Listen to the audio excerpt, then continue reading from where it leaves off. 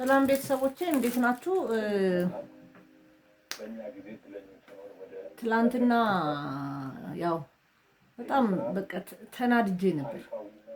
በምንድነው የተናደድኩት? ማታም ላይም ነግሬያቸዋለሁ፣ ጠዋትም ነግሬያቸዋለሁ ማለት ነው። ዩቲዩብ በመዘጋቱ እንግዲህ በ6 ወር እንኳን በእውነት ኢትዮ ቤስት 2 ዩቲዩብ ቻናል እኔ ራሴ ሳያቸው ጥሩ መረጃዎች ናቸው ሲሰራጩበት የነበረው ማለት ነው።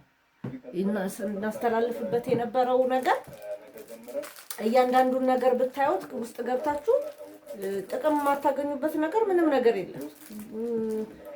ዞሮ ግን ሰው ሰብስክራይብ ያደርግም ኖርማሊዝም ብሎ ነው የሚያየው። እንደዛም ሆኖ ግን ኮሚኒቲ ቫዮሌሽን ብለው ዘግተውት ነበር። ማታ እንዳልኳችሁ ማለት በቃ ብዙ ነገር ለመስራት በምትነሳሱበት ሰዓት እንደዚህ አይነት ነገር ይገጥማል ማለት ነው እና በጣም ያናድዳል እና ተበሳጭቼ ነበር ማለት ነው። በእርግጥ አፒል አድርጌ አሁን መልሰውልኛል። ደስ ስላለኝ ልነግራችሁ ነው። ምክንያቱም 230 ሰብስክራይብ ቢኖር እናንተ ለኔ ምርጦቼ ናችሁ፣ ቤስቶቼ ናችሁ። አይዲያዎችን ወዳችሁ ነው ሰብስክራይብ ያደረጋችሁት። ነገ ከነገ ወዲያ ደግሞ በደንብ የሚጠቅማችሁን ነገር ለመስራት ነበር እቅዴ ማለት ነው እና ሁልጊዜ ከዚህ በፊት እንዳልኳችሁ ሁልጊዜ እንደዚህ አይነት ነገር ይገጥማል። እኔም ብቻ ሳይሆን በተለይ ብዙ ሰብስክራይብ ያላችሁ ሰዎች ጥንቃቄ አድርጉ። በምን እንደሚዘጉትም አይታወቅም። ኮሚኒቲ ቫዮሌሽን ይላሉ። ልክ ነው፣ መቆጣጠር አለባቸው። አንዱ ያገኘውን ገቢ ሌላው ቁጭ ብሎ እንዳያገኝ የሚደረግ ጥረት ይመስለኛል፣ ኖርማሊ ማለት ነው። ግን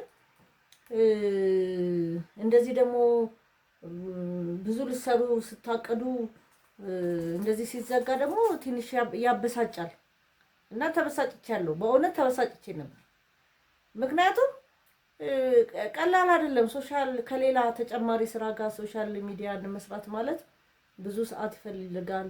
አይዲያው ለህዝብ ይጠቅማል ወይ? ስፔሻሊ በተለይኛ የተጎዳንበት ነገር ከሆነ ሌላ ሰው መጎዳት አለበት ብዬ አላስብም። ስለዚህ አይዲያዎችን እንትን ስንል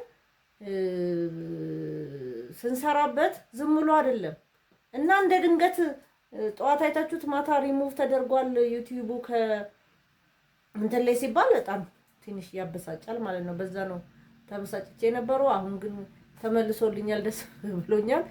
ሌሎቻችሁ ግን ተጠንቀቁ፣ የኔ አይነት ችግር እንዳይገጥማችሁ። ምክንያቱም አሁን የኔ ምንም ምክንያት ማለት ነው። እንደውም በቃ ስለ ትዕግስትሽ እናመሰግናለን። እንደዚህ አይነት ስራ ያው ስንፈትሽ ስህተት ይፈጠራል። በዛ ምክንያት ነው፣ ተሳስተን ነው። አሁን እንደገና ሪቫይዝ አድርገን ቼክ ስናደርገው ምንም ኮሚኒቲ ቫዮሌሽን የለውም። ስለዚህ ቅርታ እንዲመለስ አድርገነዋል ብለዋል። ግን አንድ ቀን ቆይቷል። ትላንት ነው ሪሙቭ የተደረገው፣ ዛሬ መልሰውልኛል።